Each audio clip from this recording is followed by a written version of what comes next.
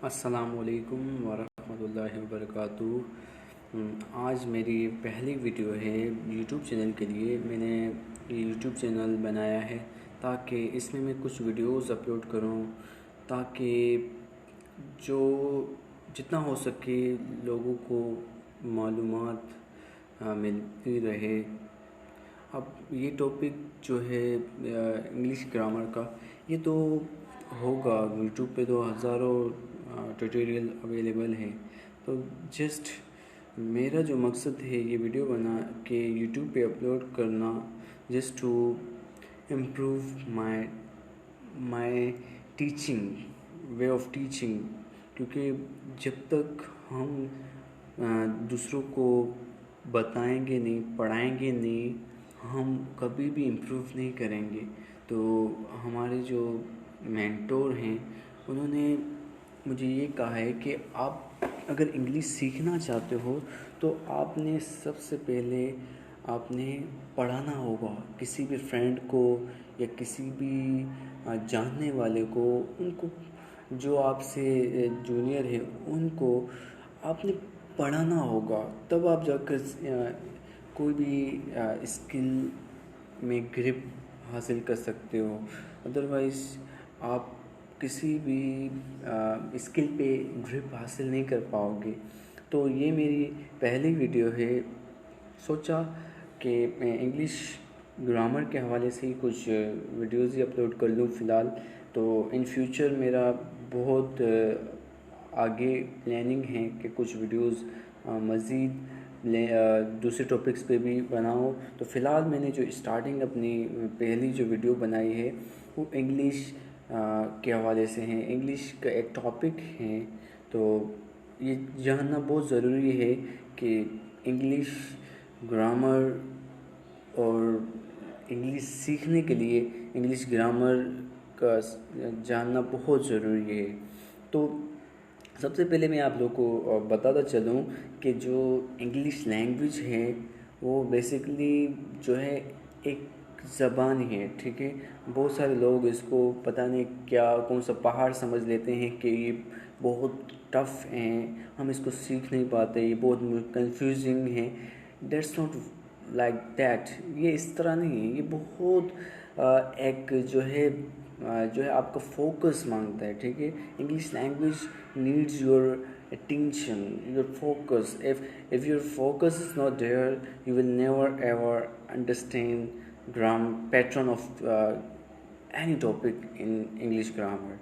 अब सबसे पहले आपने फोकस करना होगा, समझना होगा कि ये टॉपिक असल में क्या कह रहा है, तब जाकर आपको आएगा, तब आप जाकर समझ पाएंगे। If you are willing, if you are interested, then you will learn. Otherwise you will never ever learn. आप कभी भी नहीं सीख पाएंगे।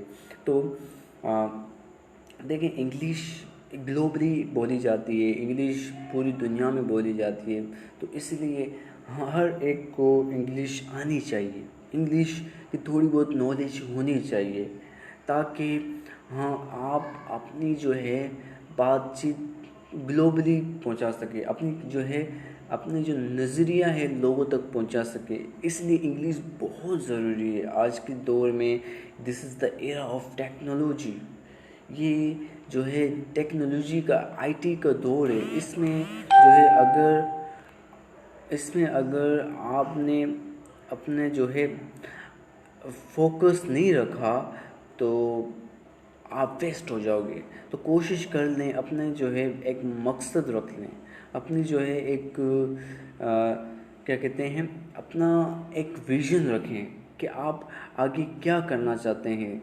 तो इंग्लिश सीखने के पीछे भी एक वजह होनी चाहिए। अब देखिए, वजह तो बहुत सारी हैं। आपने ग्लोबली टॉक करनी है, ग्लोबली बिजनेस करना चाहते हो, ग्लोबली आप कहीं टूर पे जाना चाहते हो या कहीं पे भी विज़िट करना चाहते हो वर्ल्ड वाइड, तो आपको इंग्लिश आनी होगी, ठीक है। तो इसलिए भी ये बहुत ज़रूरी है। अब जो है पहला जो टॉपिक की तरफ आते हैं कि इंग्लिश जो है ग्रामर के लिए सबसे पहले आपने समझना होगा कि ग्रामर क्या होता है। अब देखो ग्रामर जो है ना, अब यहाँ पर मैंने एक डेफिनेशन लिख ली है।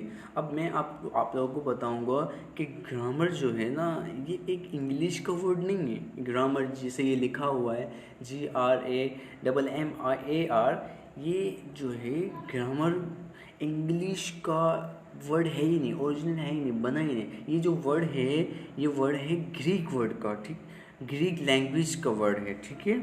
तो इसके ग्रीक जो लैंग्वेज है, इसमें इसको कहते हैं एक्ट ऑफ लेटर्स। अगर हम कोई वर्ड बोलें तो इसको ग्रीक लैंग्वेज में प्रोनाउंस इस तरह करते हैं, ड्रामेटिक टेक्न, इस तरह भी प्रोनाउंस किया जाता है, ठीक है। तो ये ग्रामर का जो वर्ड है ओरिजिनल ने, इसके बारे में मैंने थोड़ा ओवरव्यू किया। फिर जो है इसको कुछ टाइम के बाद इसकी स्पेलिंग भी चेंज की गई, GRAMAIR